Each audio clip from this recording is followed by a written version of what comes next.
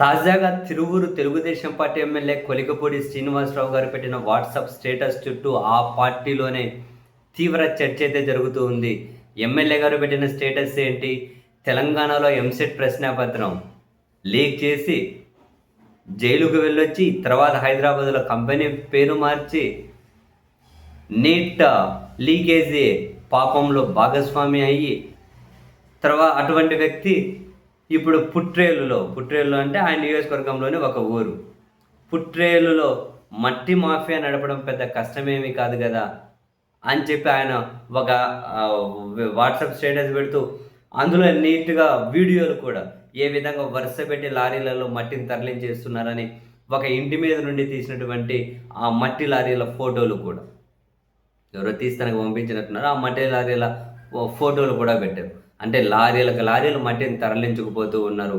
ఆ తరలించుకుపోవడం వెనక ఎవరో ఈ పేపర్ లీకేజీ వ్యక్తులు బహుశా ప్రభుత్వం ఇన్ ద సెన్స్ తెలుగుదేశం పార్టీలో కీలక వ్యక్తులకు సన్నిహితులై ఉంటారు.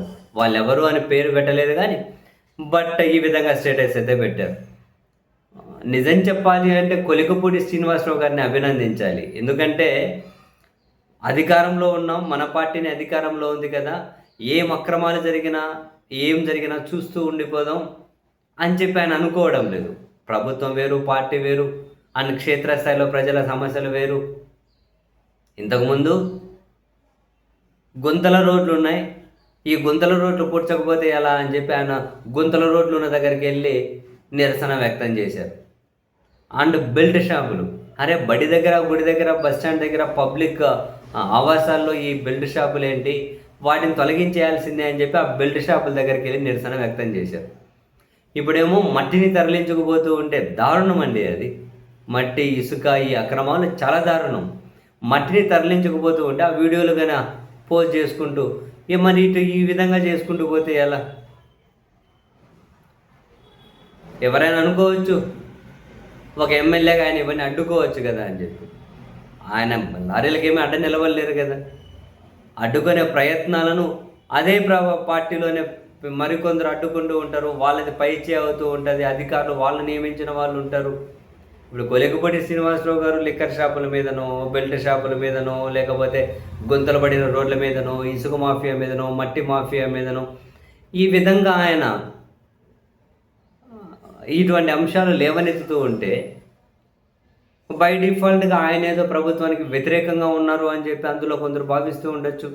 అందుకని ఆయనకు నియోజకవర్గంలో కొంతవరకు సహాయ నిరాకరణ అధికారుల నుంచి జరుగుతూ ఉండొచ్చు.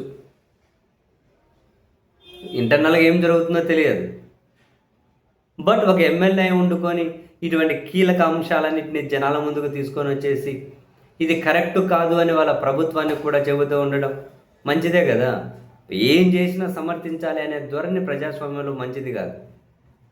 ఎమ్మెల్యేలు అనబడే వాళ్ళు ఇటువంటి సమస్యలను ఖచ్చితంగా రైజ్ చేయాలి. ప్రజల మధ్య చర్చకు జరిగితేనే ప్రభుత్వం మీద కూడా, అంటే ప్రభుత్వ పెద్దలు కూడా ఎన్ని విషయాలు తెలుసో ఎన్ని విషయాలు తెలియదు కదా. సో వాళ్ళ దృష్టికి తీసుకెళ్తూ ఉండాలి. ఈ విధంగా ప్రజల మధ్య చర్చకు పెట్టాలి. మొత్తం మీద ఆయన నియోజకవర్గంలో కొన్ని కీలక అంశాలను అయితే ఈ విధంగా లేవనెత్తడంలో ఆయనను మనం డెఫినెట్లీ అప్రిషియేట్ చేయాలి.